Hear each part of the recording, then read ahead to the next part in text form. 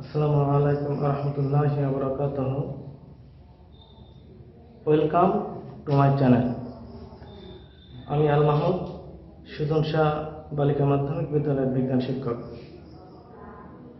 এই ভিডিওতে SSC chemistry বইয়ের ৬ষ্ঠ অধ্যায় নিয়ে আলোচনা করতে চাই। তো আজকে আমার আলোচনার বিষয়বস্তু মন ও এই সম্পর্কিত গাণিতিক সমস্যা সমাধান। যেহেতু অধ্যায়টার নাম মোলের ধারণা ও রাসায়নিক গণনা, সেহেতু এই অধ্যায়ে কিছু ম্যাথমেটিক্যাল টার্ম ও ক্যালকুলেটেড বিষয় আছে, যেগুলো আমাদের হিসাব করে করতে হবে। তো প্রথমে যদি আমি তোমাদের মোলের ধারণাটা ক্লিয়ার করতে চাই, তাহলে কয়েকটি যৌগ বা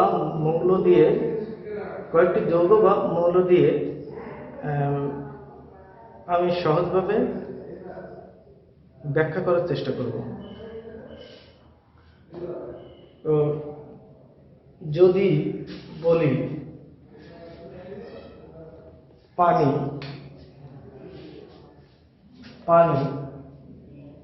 বা H2O, পানি বা H2O, এখানে পানি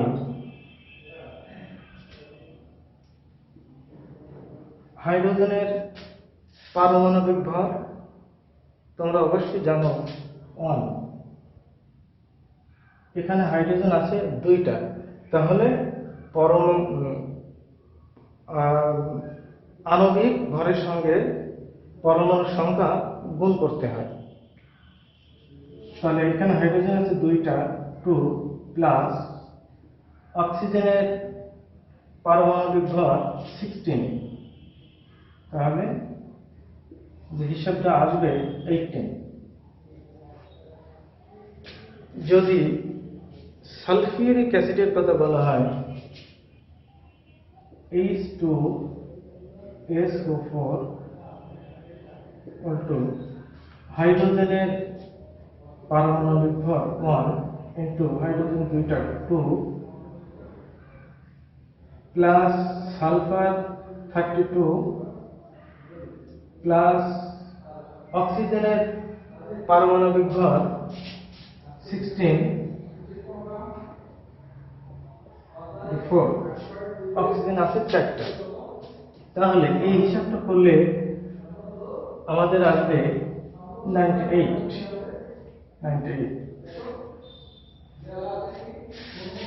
যদি বলা হয়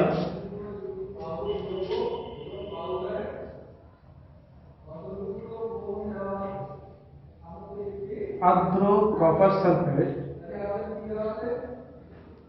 5 এটার নাম আর্দ্র কপার সালফেট বা তুঁত বা ব্লু ভিট্রিয়ল।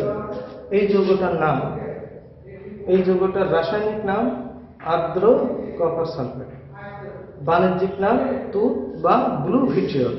তো আমরা এইটার যদি একটু হিসাব করি, তাহলে কি হবে?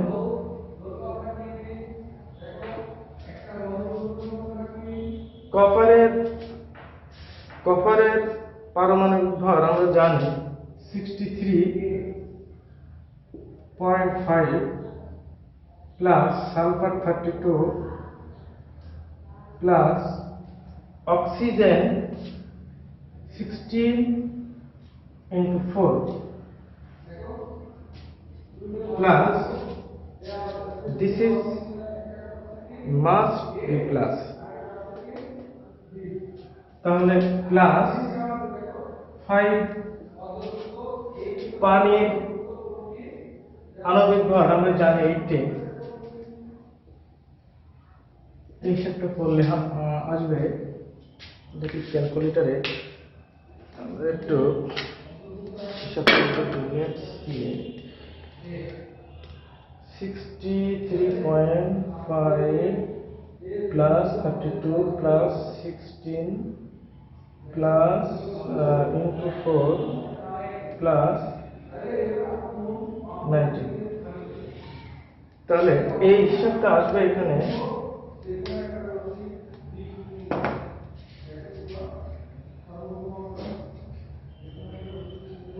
হিসাবটা আসবে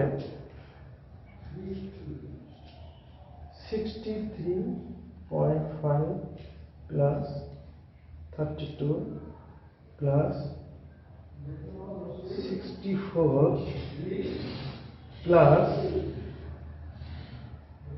90 equal to 249.5 249.5। যদি বলা হয় কার্বনের কথা, কার্বনের পারমাণবিক ভর তোমরা সবাই জানো 12। তো এখানে আমি একটা মৌল আর 3টা যৌগের নাম লিখছি। তো এইটা হলো পারমাণবিক ভর,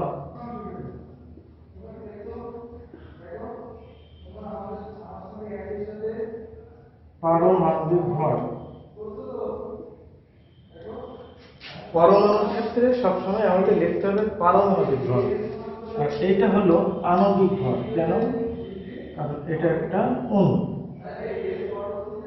আণবিক ভর। তাহলে আমাদের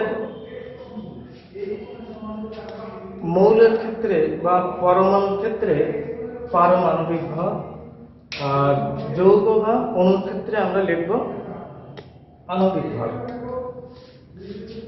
এই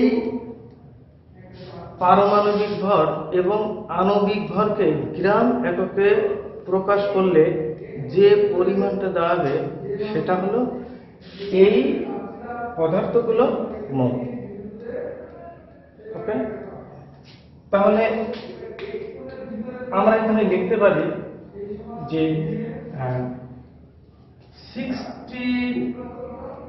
12 গ্রাম কার্বন ইকুয়াল টু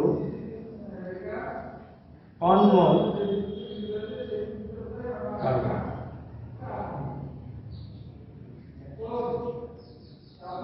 আমরা বলতে পারি 80 গ্রাম পানি ইকুয়াল টু 1 মোল পানি। বলতে পারি 98 গ্রাম sulphuric acid equal to 1 mole sulphuric acid. তাহলে যে পারমাণবিক বা আণবিক ভরকে গ্রাম এককে প্রকাশ করলে যে পরিমাণটা দাঁড়াবে সেটা হলো এই জিনিসগুলোর মোল। এই মোল নিয়ে ইটালিয়ান বিজ্ঞানী অ্যামেডিও অ্যাভোগাড্রো একটা সংখ্যা দিয়েছেন, যে সংখ্যাটা হলো, এটা মুছে দিলাম, যে সংখ্যাটা হলো, তোমরা সবাই এটা জানো, 6.023 into 10 to the power 23। একে ক্যাপিটাল এন দ্বারা ডিনোট করা হয়, এন অ্যাভোগাড্রোর নাম্বার। তাহলে এইটা হলো অ্যাভোগাড্রোর সংখ্যা। এর অর্থ হচ্ছে, এই কথাটার অর্থ হচ্ছে যে কোনো মৌল বা যৌগের মধ্যে 6.023 into 10 to the power 23টি নির্দিষ্ট সংখ্যক অণু, পরমাণু, আয়ন বা ইলেকট্রন থাকতে পারে। অর্থাৎ 12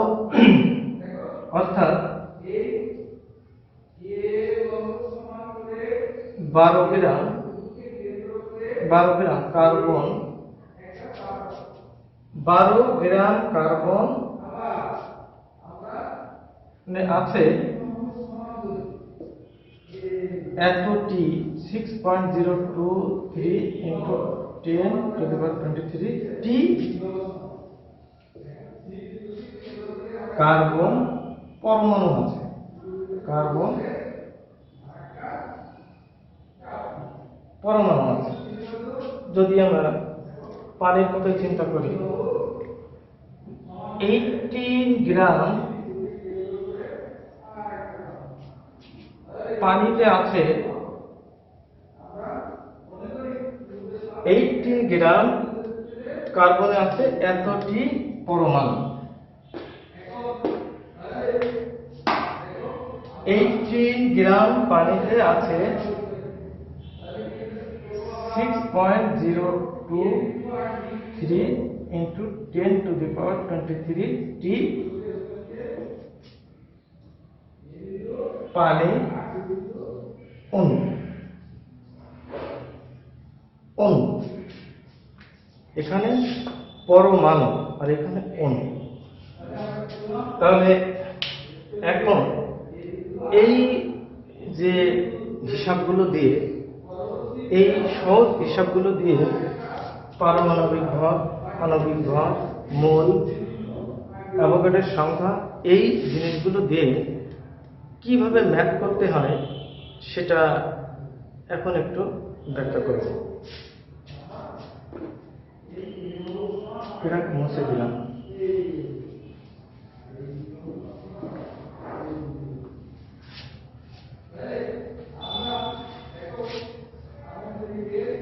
তোমাদের যদি বলা হয়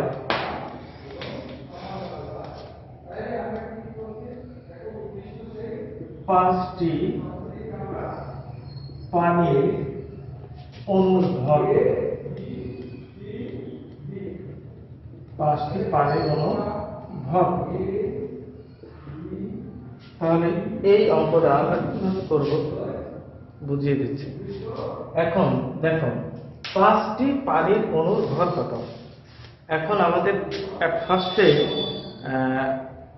যে যৌগটা দেওয়া থাকবে সেটার আণবিক ভর, পারমাণবিক ভর, আণবিক ভর আমরা বের করে নেব। তাহলে এখানে পানির পারমাণবিক ভর কত, এই পানির আণবিক ভর কত, পানির আণবিক ভর, পানির আণবিক ভর কত,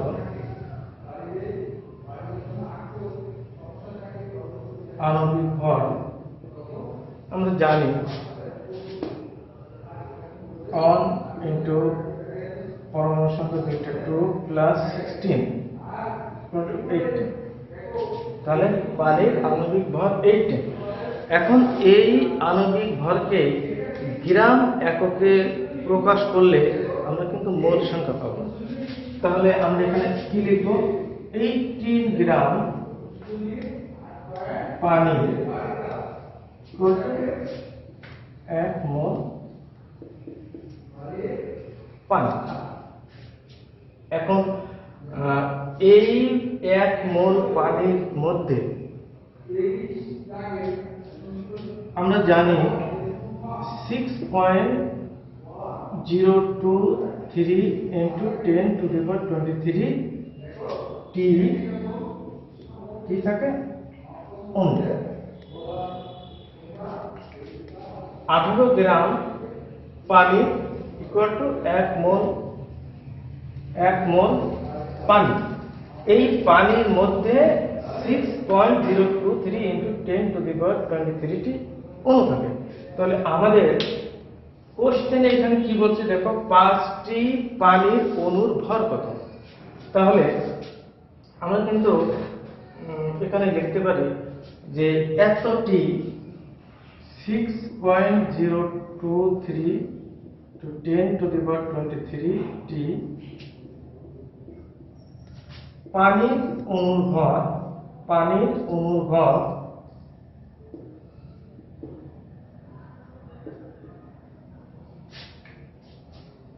এত গ্রাম, 18 গ্রাম। অতএব একটি পানির অণুর ভর সহজভাবে করা যায় 18 divided by 6.023 23 into 10 inverse 23। তাহলে 5টি পানির অণুর ভর, 5টি পানির অণুর ভর কি হবে এখানে? 18 to 5, খুবই simple, 6.023 into 10 to the power 23। তাহলে আমাদের এখানে একটু ক্যালকুলেটরে হিসাব করতে হবে কত হবে এখানে আসলে।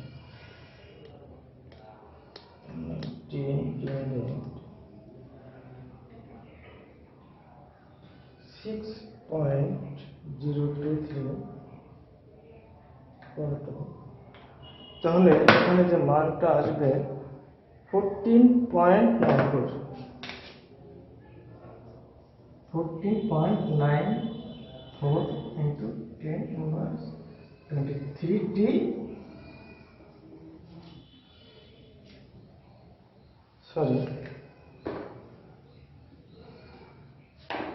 এত গ্রাম। তাহলে 5টি পানির অণুর ভর এত gram. That will be answer. তো তোমাদের পরীক্ষায় যদি অন্যভাবে কোশ্চেন আসে তাহলে আমরা এই ম্যাথগুলো কিভাবে সলভ করব? খুবই সোজা। যদি আমাদের কোশ্চেনে থাকতো 5 গ্রাম সালফিউরিক অ্যাসিডের 5 গ্রাম সালফিউরিক অ্যাসিডের অণু ও পরমাণুর সংখ্যা কত? পরমাণুর সংখ্যা কত?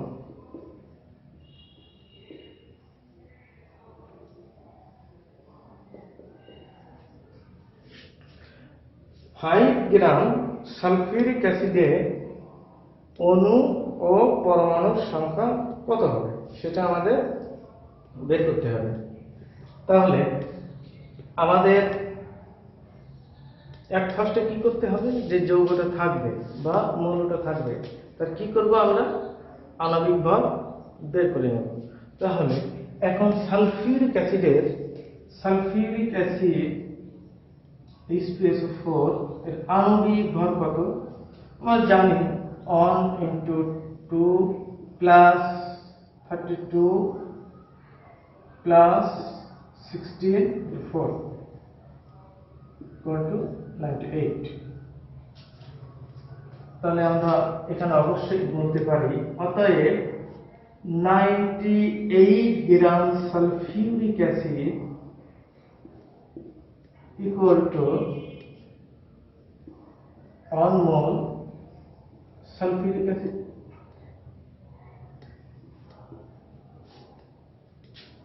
লেখা যায় এই 1 মোল সালফিউরিক অ্যাসিডের মধ্যে 6.023 into 10 to the power 23 t অণু আছে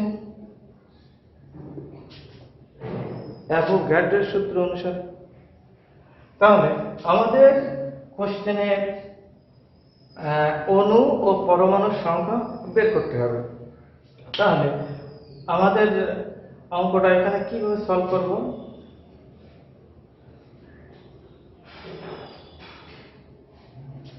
এত গ্রাম সালফিউরিক অ্যাসিডে আছে এতটি অণু, কিভাবে?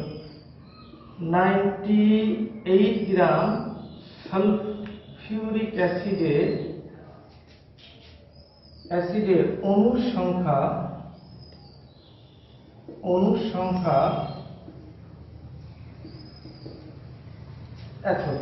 6.023 into 10 to the power 23 t।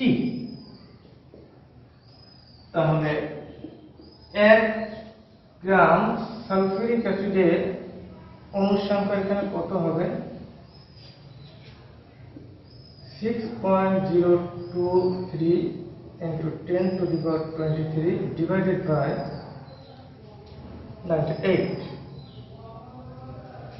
আমাদের কোশ্চেনে বলছে যে 5 গ্রাম সালফিউরিক অ্যাসিড, তাহলে অতএব 5 গ্রাম সালফিউরিক অ্যাসিডের অণুর সংখ্যা খুবই সহজ হিসাব, 6.023 into 10 to the power 23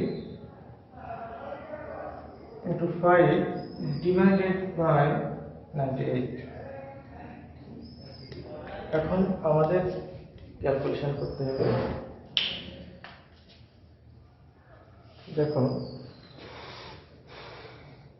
6.023 exponential 23 to 5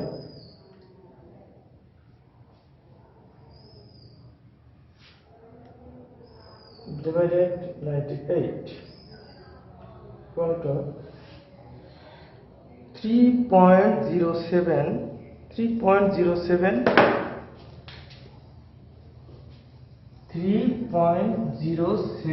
into 10 to the power 22 এতটি অণু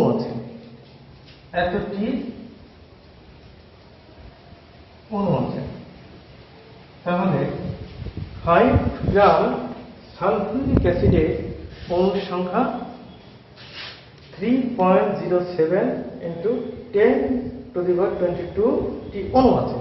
এখন আমাদের কোশ্চেনে এখানে দেখো যে পরমাণুর সংখ্যা কত, সালফিউরিক অ্যাসিডের অণুর সংখ্যা তো এখানে আমরা পেয়ে গেলাম, এখন পরমাণুর সংখ্যা কি হবে সেটা আমাদের বের করতে হবে। তাহলে এই যে সালফিউরিক অ্যাসিড, এই সালফিউরিক অ্যাসিডে কতটি পরমাণু আছে আমরা হিসাব করে ফেলি।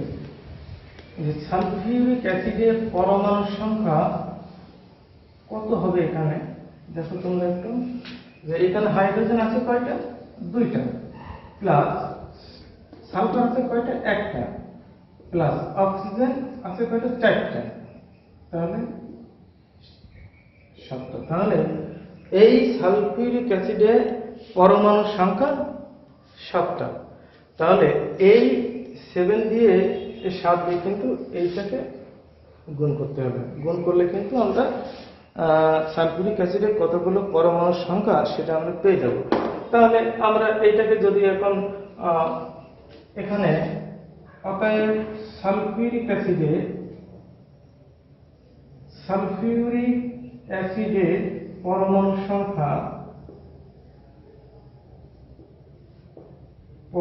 সংখ্যা কি হবে, 3.07 into 10 to the power 22 into 7। তাহলে কি হবে এখানে অ্যান্সার, 7 2.15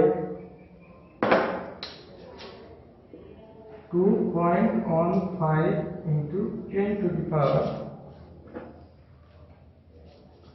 23 কি আছে, পরমাণু আছে, পরমাণু।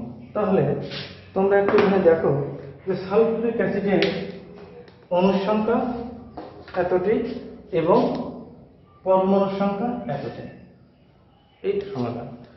এভাবে যদি তোমাদের পরীক্ষায় অঙ্ক আসে, এইভাবে তোমরা হিসাব করে অঙ্কগুলো করবে। তো এখানে আমি যা যা ব্যাখ্যা করেছি এটা কিন্তু খুবই বেসিক একটা কনসেপ্ট। এই তোমরা যখন হায়ার স্টাডিতে যাবে তখন কিন্তু এই বেসিকটাই কিন্তু তোমাদের হেল্প করবে। তো আজ এই পর্যন্ত, তোমরা তোমাদের জন্য অনেক অনেক শুভেচ্ছা ও শুভকামনা রইল।